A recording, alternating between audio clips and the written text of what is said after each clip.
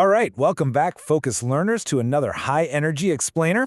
Today, we're strapping in for a fast-paced exam prep sprint specifically targeted at the Florida Real Estate Sales Associate exam. Yeah, that's the FREC I.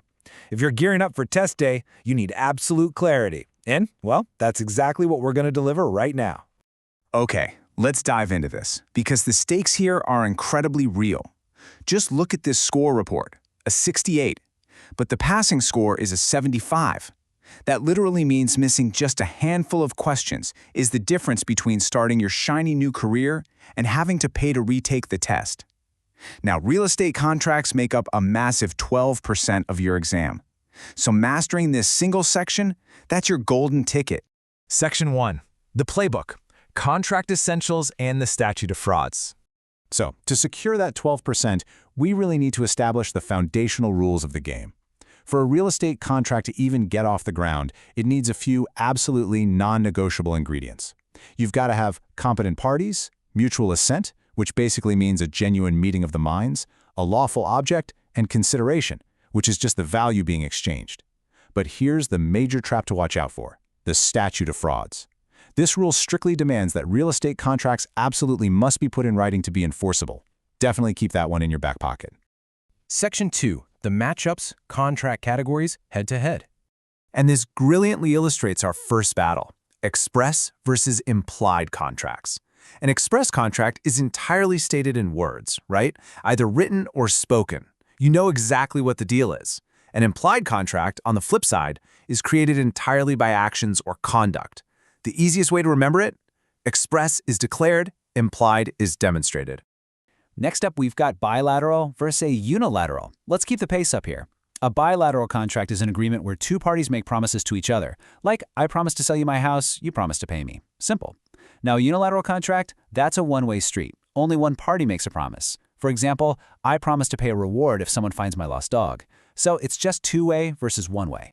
Then we have executed versus executory. An executed contract is fully completed. Everyone did what they promised, the deal is closed, the whole shebang. But an executory contract is an agreement that's under contract, but those final steps are still pending. So just think of executory as a work in progress. Moving right along to Section 3, the boss battle: void versus voidable. Listen, this is historically the most commonly confused concept on the entire FREC exam, so let's really laser focus here. First up is void. A void contract is fundamentally illegal, or it lacks one of those essential elements we talked about earlier. In the eyes of the law, it literally never legally existed. So the crucial point to remember is, a contract to commit a crime is absolutely void from the very start. Now, what's really interesting about this slide is how voidable differs. A voidable contract actually appears completely valid on the surface, but it can be legally rejected by one of the parties. The classic example? A contract signed by a minor. The minor holds the power to back out, making it voidable, not automatically void. Finally, we have unenforceable contracts. This was a totally valid contract, but it just cannot be forced in court anymore. Why? Well, usually because it simply ran out of time, like expiring past the statute of limitations.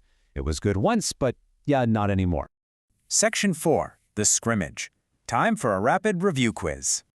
All right, you know the rules, you know the matchups. It is time for an active recall scrimmage. I want you to literally yell the answer out loud at your screen before I reveal it.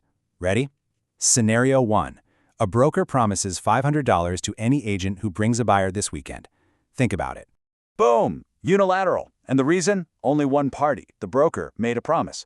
It's totally a one-way street until an agent actually steps up and performs the action. Okay, scenario 2. A 16-year-old signs a contract to buy a condo. What is it? Voidable. You nailed it if you remembered the minor's age. Because they're underage, the minor has a unique power to reject the contract, making it voidable by them, not entirely void. Let's move to scenario 3 and see how this builds. A buyer and seller sign a purchase agreement, but they haven't closed yet. What do we call that? Executor. The transaction is still pending completion. The signatures are there, sure, but the final steps are still in motion. All right, here is the final high-stakes question. Scenario 4. An oral agreement to sell a house. Got your answer? Unenforceable. Do you remember that critical rule we put in our back pocket earlier? The Statute of Frauds strictly requires real estate sales contracts to be in writing. An oral agreement to sell a house just won't hold up in court. And just like that, you secured 12% of your FREC I exam. You mastered the essentials, conquered the matchups, and you survived the boss battle. But, that still leaves 88% of the exam standing between you and your real estate license. The foundation is poured, for sure, so what's your next move? Are you ready to build the rest of your career?